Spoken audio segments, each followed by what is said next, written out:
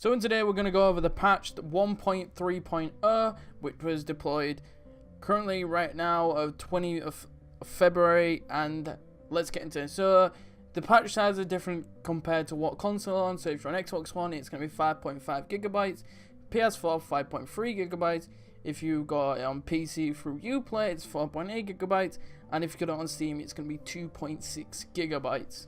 So the main features of the patch are the Discovery Tour, which lets you explore Egypt freely as any NPC in the game, and you can learn from it. You can go explore as these different characters, and also the brand new game plus mode, which lets you start the game again, but you're allowed to keep your weapons, outfits, abilities, and it is only accessible after you complete the main story, which is reasonable.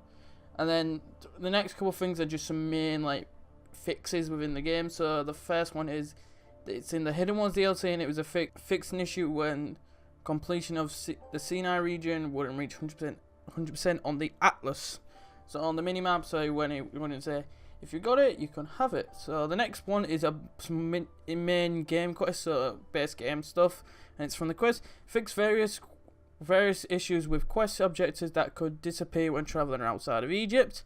Then we have fixed an issue where spawning Hetepus's boat in the quest, the crocodile scales, and fixed an issue preventing playable character to go back into the vault if he died after completing the quest, the final weighing, which has then pretty much fixed some main quest stuff, so when you're doing the main story stuff.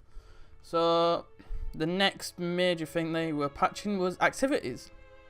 So activities increase the distance a player needs to travel apart before rebels can respawn at the camp, which is the assisted rebels.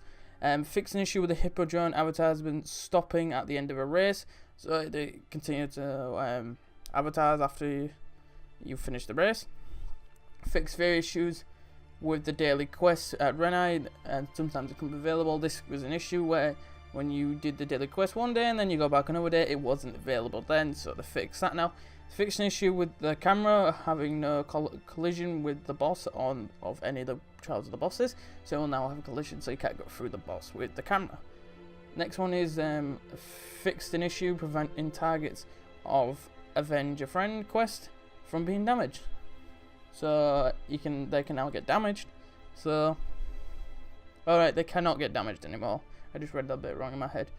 Then the next one is fixed Trial of the Gods community challenge, where it wouldn't give you the Golden Anubis gold set after banking the reward, which is good. So we can claim rewards now, which is good if we do them and we don't get rewarded from, so that's good.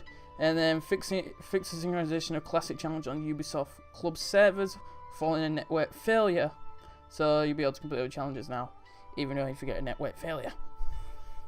And then the next activities patch was fix various Pepperus locations that did not show on interaction and actions, which is them just showing up.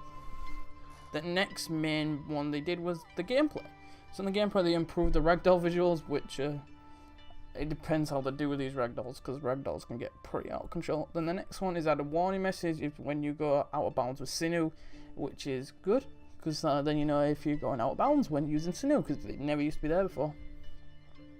And then the next one is fix an issue that caused the mount not being summoned when whistled, which I ran into this one a couple times myself. I used to whistle and the mount wouldn't come. You had to whistle like 4 or 5 times before it actually come.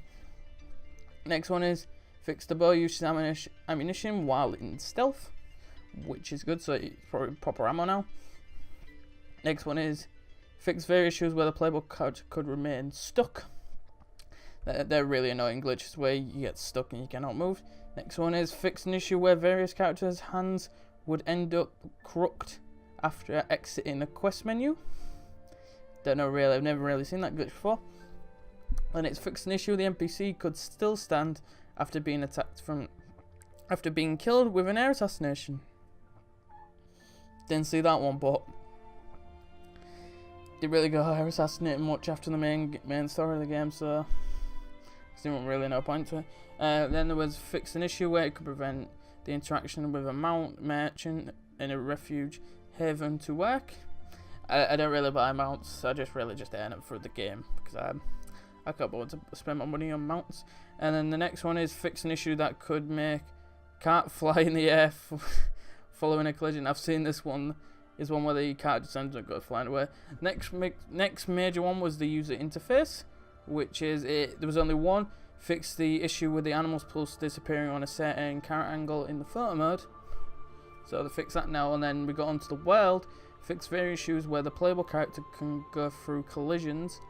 Then they said they fix a various issues spawning NPCs, which is good. So we won't have trouble of lack of people being around now. And then they fix floating boats. I've seen this one as well. Is pretty funny, some of these glitches that they're only just starting to fix now, which are very really bad for visuals when you're playing the game. The next one is the graphics and audio, and it says fix various mismatches between subtitles and audio. This was a very big deal when they released the early footage before the game released. I still can't believe this was actually still in the game. I thought it wasn't. If it was still in the game, I just can't believe it was still in the game. So the next one is system. Fix an infinite load traveling after fast traveling a long distance via Eagle. Yeah, that was kind of annoying. I never saw the infinite loading. I know it took a long time sometimes, so it's probably fixed it so it can load up a bit more quickly. This one is a really good one. Improved overall stability of the game application, so the game will not drop frames loads of times, so it'll be really easy to run now. And then the last thing they put on is for the PC patch notes, and it says added some tool tips on other mirror improvements for performance analyzation menu. Fixed issue where the playable character could not walk through a narrow passage.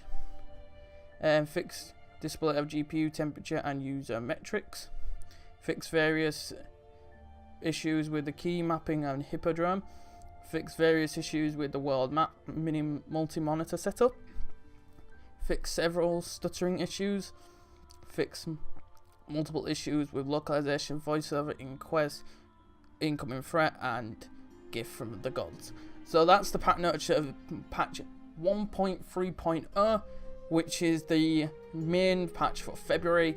Next patch will be next patch for next month will be the DLC patch. So I'll be back doing loads of more stuff on that, and that's pretty much for Assassin's Creed Origins for now. There'll probably be a couple of videos out going over what you get from the end of the New Game Plus, because there is a reward that you get for completing New Game Plus, and there'll probably be a couple of videos on Discovery Tour about what you can do in it, and it's probably going to be an overall explanation what you do in Discovery Tour and how it works. So anyway guys, thanks for watching this. Remember to leave a like and subscribe, and I'll see you guys very, very soon. Goodbye. We'll sail away and become one with the ocean. We'll live off love and poetry up in motion. We'll know the stars and everything that we've lived for. We'll save the day and find the journey to explore. We'll die in time when the time is right.